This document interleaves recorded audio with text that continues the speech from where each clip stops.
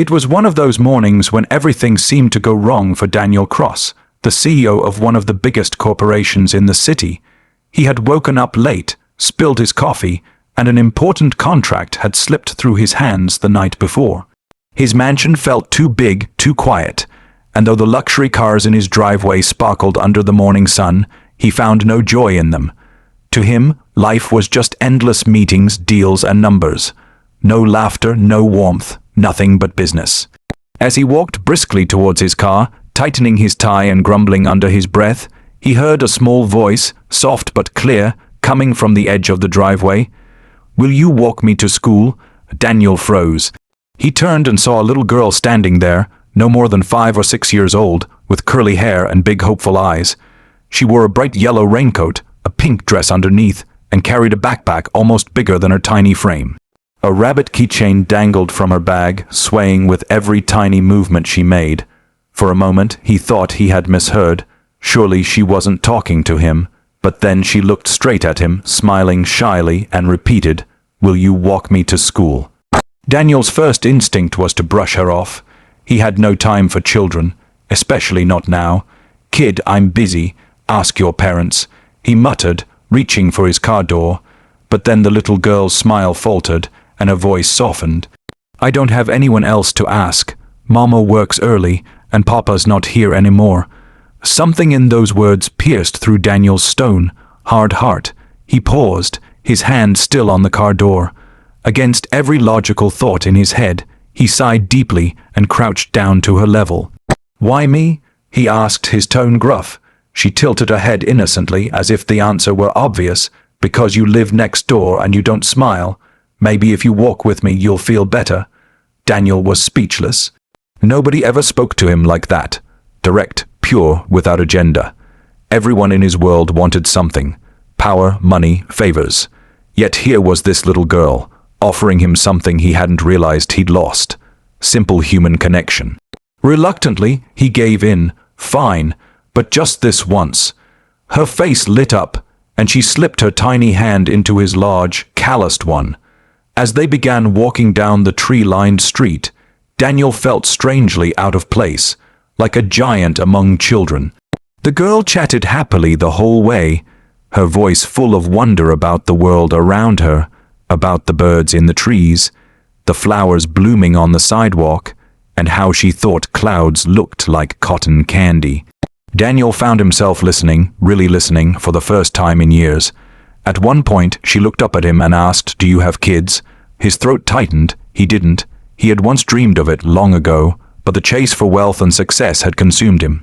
His marriage had fallen apart, and with it the chance of building a family. "No," he said quietly. She nodded, as if she understood more than her young age should allow.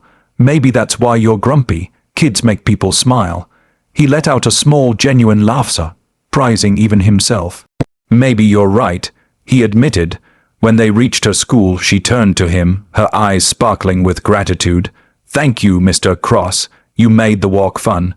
Before he could respond, she ran off to join her classmates, waving at him one last time before disappearing inside the building. Daniel stood there for a long moment, feeling something stir in him, something he thought was long dead. That night, he couldn't stop thinking about her words. The mansion felt emptier than ever, the silence heavier. For the first time in years, he wondered what his life was really worth, if all he had were numbers in a bank account and people who feared, not loved, him. The next morning, as he prepared for yet another draining day at work, he heard the same small voice outside. "Mr. Cross, will you walk me to school again?" She stood there in her yellow raincoat, smiling with the same innocent hope. This time, he didn't hesitate. He smiled back, perhaps awkwardly at first, but it was real.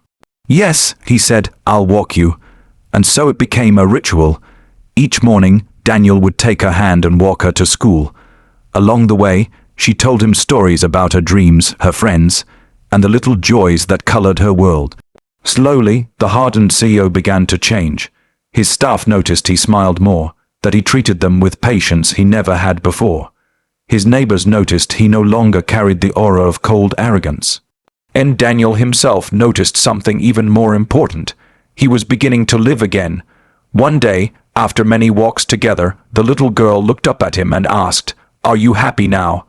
Daniel's eyes softened, and for the first time in many, many years, he could answer truthfully, "Yes, thanks to you." In that moment, Daniel realized that wealth and success could never replace the simple gift that little girl had given him, a reason to care, a reason to smile, and a reminder that life's greatest treasures often come in the smallest, most unexpected packages.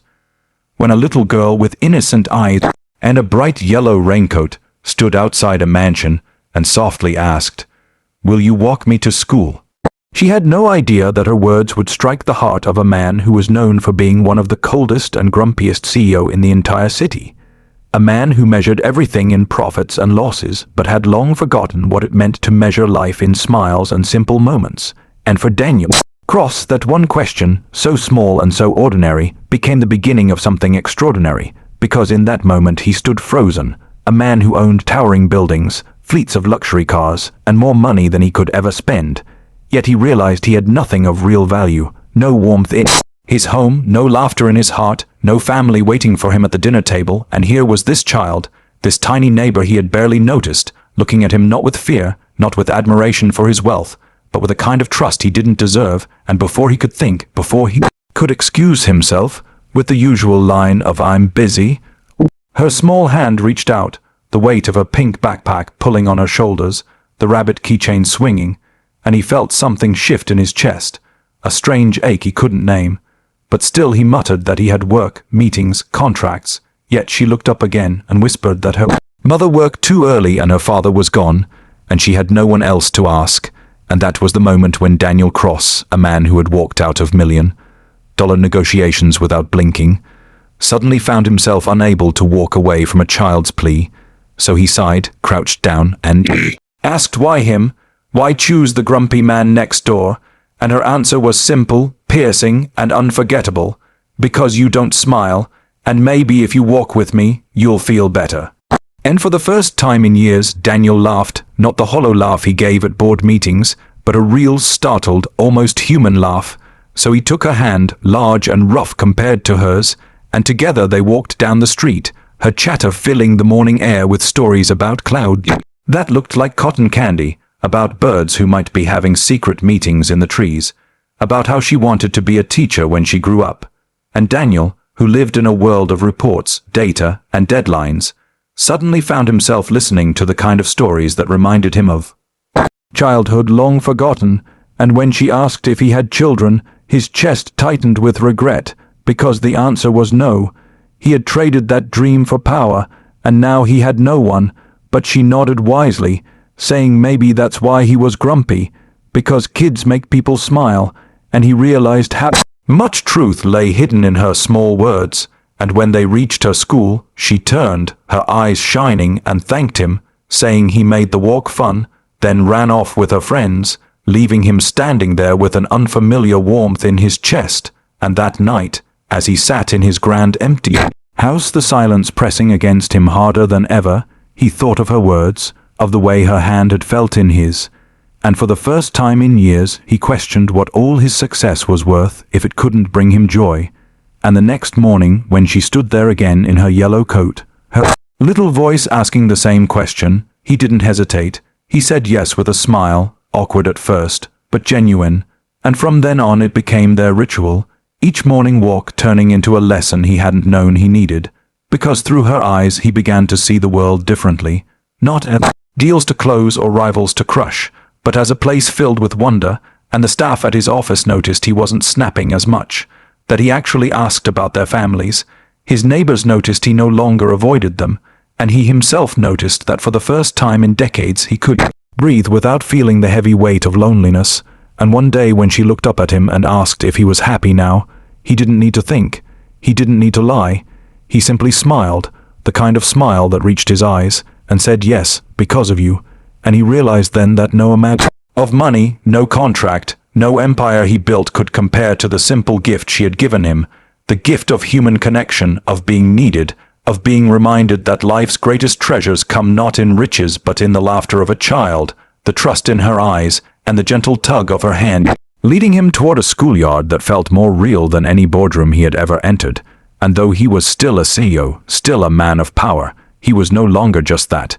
He was a man who had been saved by a little girl's question, a question so simple, "Will you walk me to school?" Yet so powerful that it changed the story of his life forever.